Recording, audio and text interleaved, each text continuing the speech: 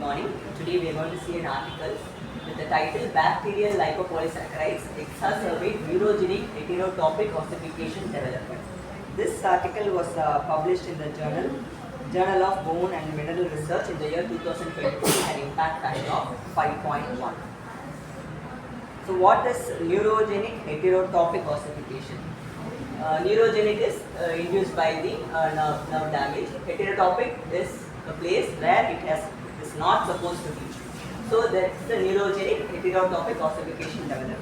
So when does this happen? When a person undergoes a trauma, like a road traffic accident or something, he will get a brain damage as well as a muscle and damage and fractures. So this situation, there is a traumatic brain or spinal cord injury, and there is a localized peripheral fracture or soft tissue trauma, which causes the release of osteogenic and inflammatory factors like SP, substance P, CGRP, OSM. I will talk about these factors, which causes the differentiation of the fibroblasts through the fibroproliferative vasculogenesis, chondrocytes and osteoblasts, and they form the ectopic bone formation.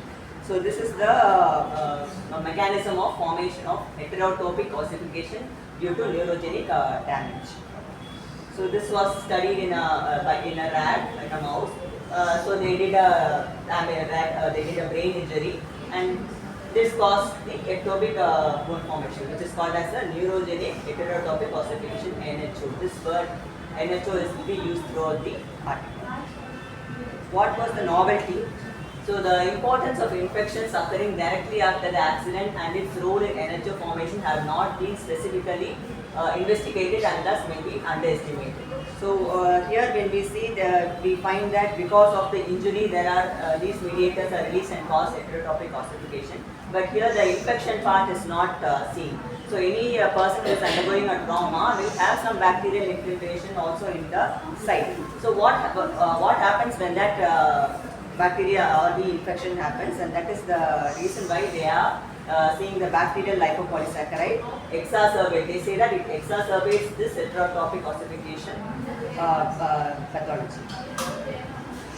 So the aim of the study is the spinal cord injury drives a prolonged inflammatory response in injured muscles with elevated and persistent expression of the inflammatory cytokines, oncostatin M, OSM, and interleukin-1, which both promote NHO development. So this study hypothesized that increased prevalence of NHO in patients with infections may be due to the exacerbated inflammatory signaling in response to these infections. And this study evaluated the role of infection in driving spinal cord injury induced NHO. So this is the aim of the study.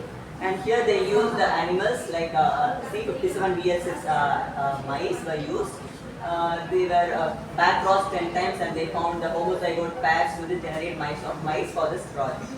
How did they use the spinal injury? They were given anesthesia and they dorsal spine of the spinal cord where the T11 and T13 were transected with a scalpel blade. This was the spinal injury. And then they gave an intramuscular injection of cardiotoxin, which is CDTX. This is a muscle injury. So they have done a spinal injury as well as a muscle injury for this model. And they administered LPS, which is a gamma irradiated LPS purified from E. coli. The strain number is this. It was administered along with during the surgery or later as an intramuscular injection with the CDTX. And this was observed they were injected it intraperitoneally post surgery on days 2, 4 and 6 also. And there was a controlled mice which underwent sham surgery, which is nothing but they don't do the spinal dissection, but they just do an incision and suture. So that was the control group here. They collected the tissue for histology and the blood was collected by a cardiac puncture.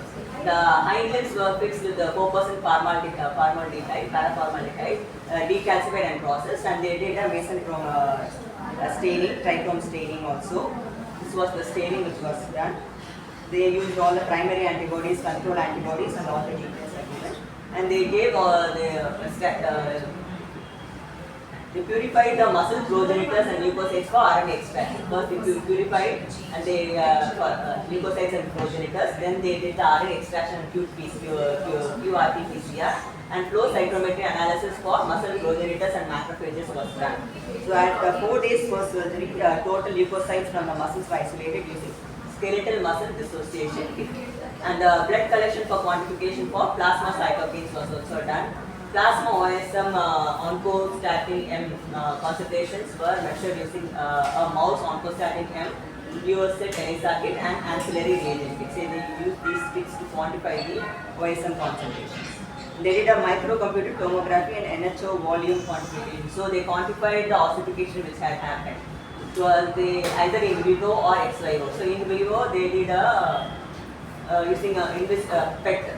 PET CT was done in vivo. In vivo in the sense as animal whole they did the PET CT for calculating the NHO volume. Whereas when it was euthanized and they took the organ out, then it was calculated using the microcomputed tomography. And the gut permeability quantification and histopathological storing. This they did because they wanted to know how the bacteria from the gut is contributing to this ossification. So the mice underwent either SCI or sham surgery with an intramuscular injection of CDTS. And for histopathology scoring of small and large intestine sections were devased, stained and with the hematoxylin Leucet. Both epithelial and mucosa were examined and scored based on the inflammatory cell infiltration, changes in the epithelial layer and changes in the mucosal architecture. And the measurements of blood bacterial load and endotoxemia was also done using 16 rRNA genes. Then they did a human study also where they collected the resected NHO biopsies and they isolated the human platelet-derived GFR alpha cells for the study. So the muscle samples were obtained from with informed consent, and they are not going to do any study on this additional intervention. So the ethical clearance was not mandatory for this study. They just, patient consent was not needed for this study.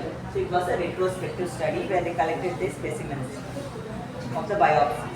And the retrospective controlled case study in the traumatic brain injury patients was also done, where they collected the data related to the infections in ICU, inflammatory factors, the neurological state after the trauma, respiratory state of the patient, and the sequential organ failure assessment. All these things they collected the data from the center where they conducted the study.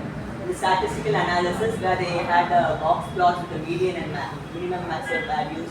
They did a two-sided man-whitney, two-way ANOVA or one-way ANOVA, and non-parametric Friedman test was done. And later they did the univariate analysis, chi-square test for categorical variables, or the Fisher exact test as an appropriate and quantitative variables using Wilcoxon ransom test. So this was the model they developed. That is CNS injury and muscle injury will cause ectopic bone formation. In the muscle, what happens when there is infection and when there is no infection? When there is no infection, they have found that ectopic bone formation was there, but in the minimal quantity.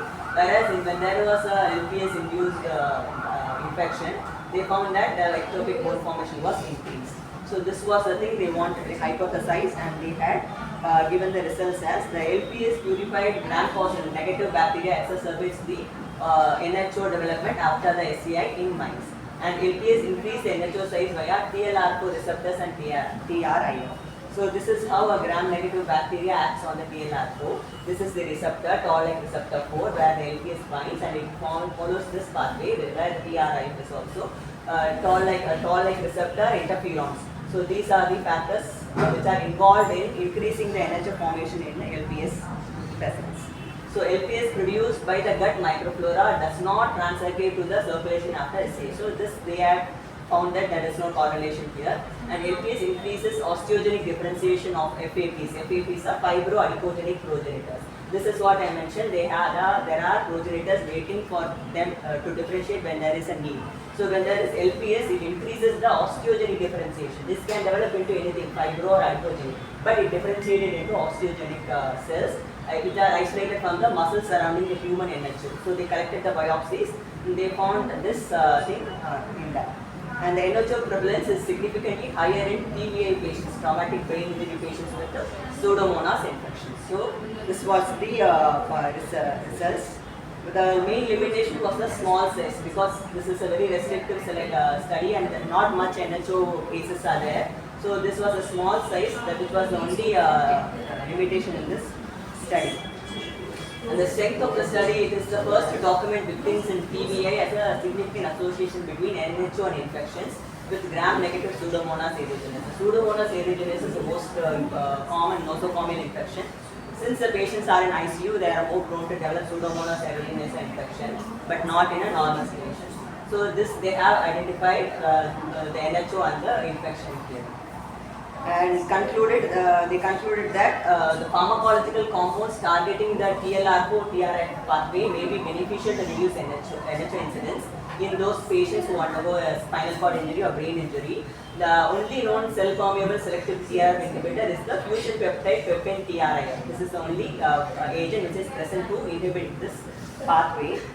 So the future scope is also there are pharmacological treatments may be beneficial, but they have to undergo a lot of famous trials and they have to come into market. But what they can do is they can do at most aseptic procedures and environment and increase microvigilance and prophylaxis to reduce the incidence of NHO. So this article gives a clinical suggestion that there has to be a very clear aseptic procedure maintained during handling a patient who has undergone a traumatic trauma. So further retrospective and prospective studies to link specific gram-negative and gram-positive infections with NHO incidence in large cohorts of SC and TBA patients are warranted. Here they have used only Pseudomonas aeruginosa. So next they have to find what are other organisms involved in the NHO formation, and this study used the ARRIVE guidelines, and they have almost most they have followed all the guidelines. They did not produce the number of the clinical, the trial ARRIVE guidelines trial.